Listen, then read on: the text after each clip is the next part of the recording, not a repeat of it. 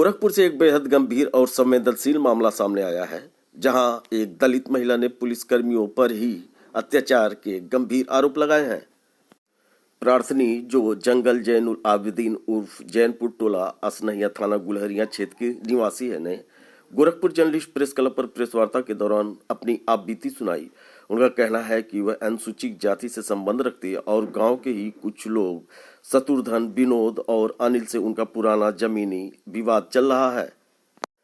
प्रार्थनी के अनुसार 25 अगस्त 2025 की रात लगभग 10 बजे विपक्षी पक्ष के प्रभाव में आकर थाना क्षेत्र की एक चौकी के दरोगा और 2 कांस्टेबल शराब के नशे में उनकी घर पर स्विफ्ट कार से पहुंचे।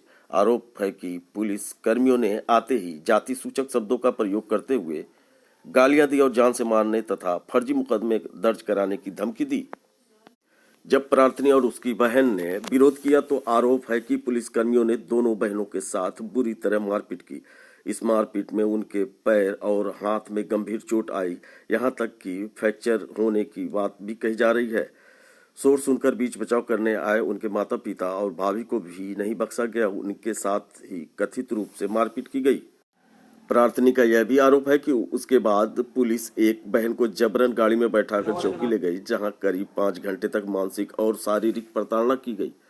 घटना के बाद जब परिवार ने थाना जाकर प्रार्थना पत्र दिया तो कथित रूप से कोई कार्रवाई नहीं की गई।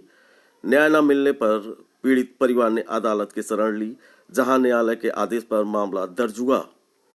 लेकिन अब प्रार्थनी का कहना है कि मामले में नामजद सिपाही और संबंधित लोग उन पर लगातार दबाव बना रहे हैं कि मुकदमा वापस ले लिया जाए, वरना गंभीर परिणाम भुगतने होंगे।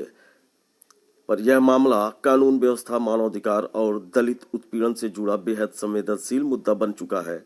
यदि आरोप सही पाए जाते हैं तो यह वर्दी की गरिमा और कानून के संरक्षण की जिम्मेदारी पर बड़ा सवाल खड़ा करता है। लगना जोड़वावे और जब हम्मा पापा बोलने ओकर बाद फिरो कुछ नहीं लोगन करने कथ सब जोड़ा हमन बाटी के कुछ नहीं कर पाई।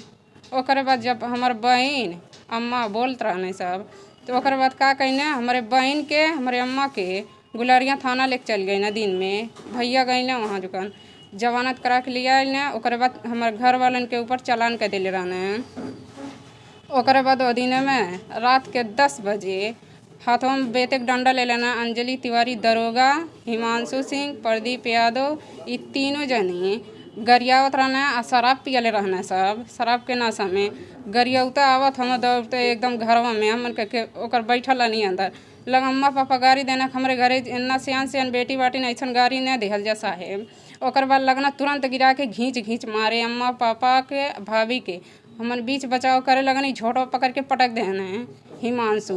ओकरे बाद अंजलि तिवारी दरोगा हमारे पैर पे चढ़ गई ना, जूता पहन के ले मसल लगना। ओकरे बाद नहीं जानती हम का भेल हमारे साथे 25 अगस्त के। ओकरे बाद जब हम बाद में देखली तो हमार बहन नहीं रही है।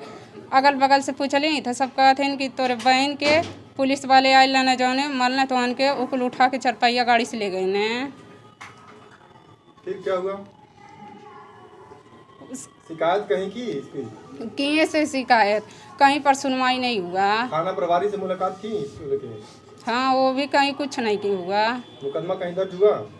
न्यायालय में। न्यायालय से दर्ज हुआ मुकदमा? हाँ, लेकिन वो एक हफ्ता गायब थे। अंजलि तिवारी दरोगा, हिमांशु सिंह, प्रदीप यादव। ओकरे बाद फिर आके लगना सब ड्यूटी करे। ओकरे बाद यार धमकी देता हूँ कि तोरे भाई के और तोरे बापे के हम जेल में बंद कर दें, नहीं तो तुहान मुकदमा सुल्ला कर दे। इन तीनों जन के नाम से मुकदमा दर्ज बा, लेकिन तई लोगन कहता हूँ तोरे बापे के भाई के हम जेल में बंद करब, तुहान सुल्ला कर दा।